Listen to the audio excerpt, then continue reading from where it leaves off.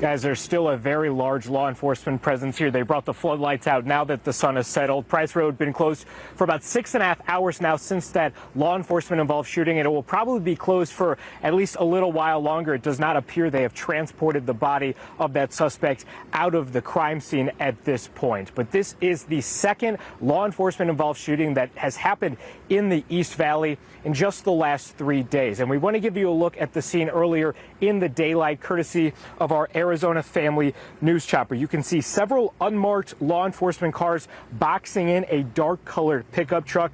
The US Marshals Service says Arizona wanted task force members were trying to serve a warrant on a man accused of alien smuggling and probation violations. Deputies say they tracked that suspect to a home here in the valley, and when he drove away from the home, those task force members tried to pull him over. Deputies say that suspect, who has still not been identified by the US Marshals Service, tried to flee, did not abide by that commands for law enforcement to pull over. The U.S. Marshals Service says that deputies tried some less lethal methods to get him to comply, but eventually deputies say that suspect pulled out a gun. Then deputies shot him. The man did die at the scene. Again, this all happened about 1:30 here on Price Road. The entire road is still blocked off. There is, again, construction, so if you do need to make your way into this area for whatever reason, it's probably best to take some alternate routes. There are some detours that are set up. Now, both the FBI and the East Valley Critical Incident Response Teams,